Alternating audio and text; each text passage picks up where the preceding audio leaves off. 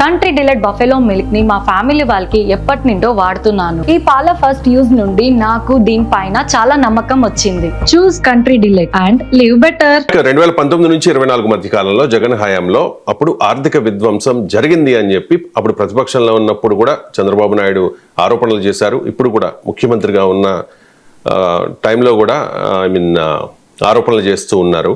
ఆర్థిక విధ్వంసం జరిగింది జగన్ హయాంలో అని చెప్పి కొత్తగా ఫస్ట్ టైం జగన్మోహన్ రెడ్డి చంద్రబాబు నాయుడు అంటూ ఉన్నారు, సార్ ఆధ్యాత్మిక విధ్వంసానికి జగన్మోహన్ రెడ్డి కుట్ర చేస్తూ ఉన్నాడు అని చెప్పేసి.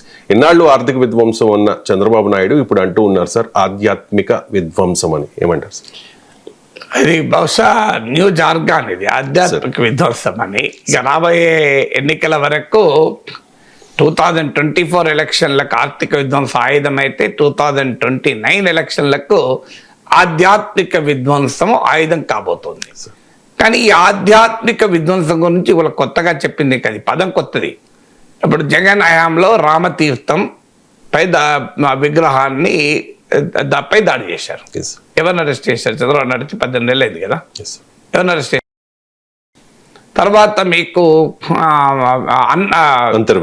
అంతర్వేది రథం దగ్ధం చేశారు. సిబిఐకి కూడా కేసు అప్పచెప్పారు. ఇంతవరకు ఏం చర్య తీసుకున్నారు చెప్పండి? సో అలాగే అనేక దేవాలయాల మీద వరుస పెట్టి దాడులు జరిగాయి ఆ టైంలో, మీకు గుర్తుండే ఉంటుంది జగన్ టైంలో. ఇంతవరకు చంద్రబాబు నాయుడు ప్రభుత్వం చర్యలు తీసుకుని చెప్పండి. తర్వాత మీకు ఎనిమల్ ఫ్యాట్, జంతు కొవ్వు కలిసింది అని చంద్రబాబు నాయుడు ముఖ్యమంత్రిగా ఆరోపణ చేశారు. ఏ విచారణలో జంతు కొవ్వు బయటపడ్డది చెప్పండి? మీరు ఇప్పుడు జంతు కొవ్వు కాదు, అది ఎనిమల్ వెజిటబుల్ ఫ్యాట్ అని రకరకాలు వస్తున్నాయి. ఇంతవరకు కల్తీ ఏంటో చెప్పలేదు, ఇంతవరకు ఎవరిపైన యాక్షన్ లేదు. రోజు వార్తలు కథనాలు ప్రతిరోజు తప్ప ఇంతవరకు ఎవరిపైన చర్యలేదు.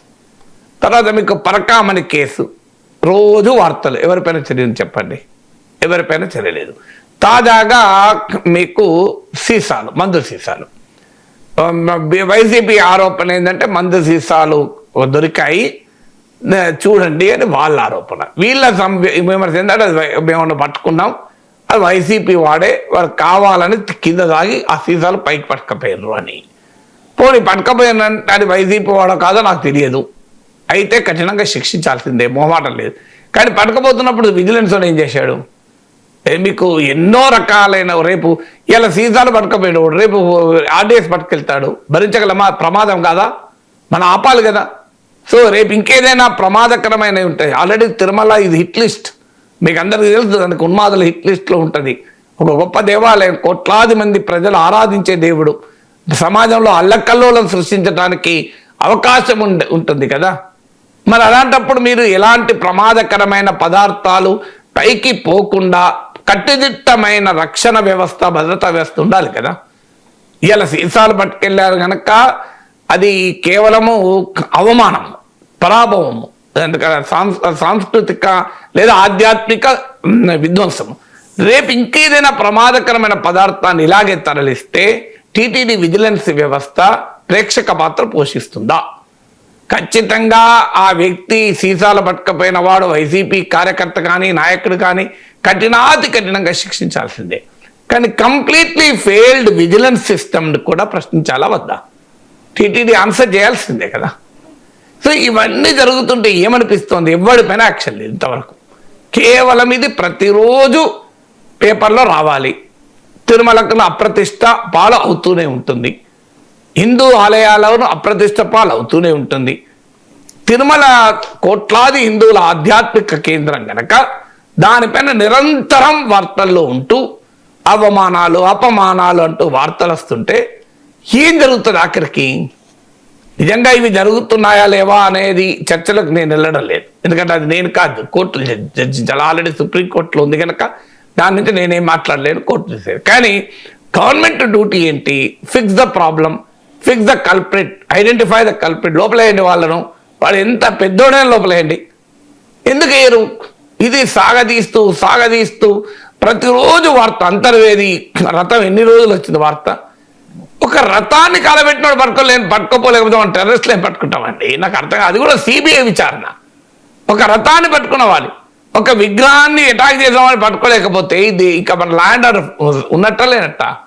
ఒక మందు సీసాలను పట్టుకోబోతుంటే పట్టుకోలేని టీటీడీ విజిలెన్స్ వ్యవస్థ ఏంటి? ఇదేం దుర్మార్గం జరుగుతుంది అసలు? రోజు ఈ ఆధ్యాత్మిక విధ్వంసము నిజం చంద్రబాబు నాయుడు చెప్పింది, ఆయన జగన్ ఉద్దేశం చెప్పిన రియాలిటీ ఏంటి? రోజు పత్రికల్లో మీడియాలో తిరుమల గురించి వార్తలు, నెగిటివ్ వార్తలు వస్తూ ఆధ్యాత్మిక విధ్వంసమే కదా అది. దానికి ఎక్కడో కన్నా ముగింపు పలకండి. Close them, arrest them. SIT వేశారు, సిట్ ఎన్నేళ్ళు రీసెర్చ్ చేస్తే నెయ్యిలో కల్తీ పైన ఎన్నేళ్ళ రీసెర్చ్ కావాలి, ఎన్నేళ్ళ విచారణ కావాలి? అసలు ప్రపంచంలో ఆశ్చర్యం ఉంటుంది. ఇంత టెక్నాలజీ పెరిగిన తర్వాత, ఇంత ఆధునికమైన వ్యవస్థలు ఉన్న తర్వాత ఒక నెయ్యిలో కల్తీ జరిగిందా లేదా? దీనికి ఎన్ని రోజులు పడుతుందండి విచారణకు? కల్తీ జరిగి ఇప్పటికీ మరి జంతు కొవ్వు కలిసిందా కలవలేదా? కల్తీ నెయ్యి వాడినరా లేదా? ఆ కల్తీ నెయ్యి సప్లై వెనక ఎవడున్నాడు? ఇది పట్టుకోవడానికి ఎన్ని నెలలండి? అప్పటిదాకా వార్తలు రావాల్సిందేనా? నేను చెప్తున్నాను కదా మీకు 2029 వరకు ఇలాగే వార్తలు వస్తాయి. ఎందుకంటే రాజకీయాలకు కావాలి. ఎక్కడైనా పోనీయండి, హిందూ ధర్మము దానికి అవమానం జరుగుతుందా, ఆధ్యాత్మిక విధ్వంసం జరుగుతుందా అనవసరం. రాజకీయ పరమైన దాడి, ప్రతి దాడిలో అన్ఫార్చునేట్లీ హిందూ ధర్మము హిందూ ఆధ్యాత్మిక చింతన ఇవాళ బలైపోతుంది ఆంధ్రప్రదేశ్లో. ఎందుకు? దానికి అందరికీ తెలుసు. ఈ రాజకీయం వల్ల ఏమవుతుంది అంటే రాజకీయ ప్రత్యర్థులు ఇరకాటంలో పెట్టచ్చు, బీజేపీతో మైత్రిని బలోపేతం చేయొచ్చు, ప్రజలు దైనందిన సమస్యల్ని, ట్రూ అప్ ఛార్జీలు పెరుగుతున్నాయి, వీటి గురించి మాకు ఉద్యోగాలు 20 లక్షలు ఇస్తామన్నారు, ఇవ్వడం లేదా, మిర్చి రైతుకు మామిడి రైతు గిట్టుబాటు ధర లేదు, ఇవన్నీ పక్కకు పెట్టి దేవుని చుట్టూ, మతం చుట్టూ, వీటి చుట్టూ మన ఆలోచన జరిగితే ప్రభుత్వాలకు లాభం. ప్రతిపక్షాలను ఇరకాటంలో పెట్టడానికి ఇది ఒక అవకాశము. సో దీనికి ఈ ఆరోపణలు జరుగుతుంటాయి. అందువల్ల వైఎస్ జగన్మోహన్ రెడ్డి చేసినా, ఆయన అనుచరులు చేసినా ఆధ్యాత్మిక విధ్వంసానికి పాల్పడిన వారిని శిక్షించండి. మళ్ళీ చెప్తున్నాను, స్పేర్ చేయకండి. కానీ ఆధ్యాత్మిక విధ్వంసం పేరిట రోజు మీడియాలో వార్తలు వచ్చేలా చేసి అల్టిమేట్గా రాజకీయ ప్రచారానికి దీన్ని వాడుకుంటే జరిగేది రాజకీయ లబ్ధి జరిగితే జరగచ్చు, కానీ హిందూ ధర్మానికి మాత్రం అన్యాయం జరుగుతుంది.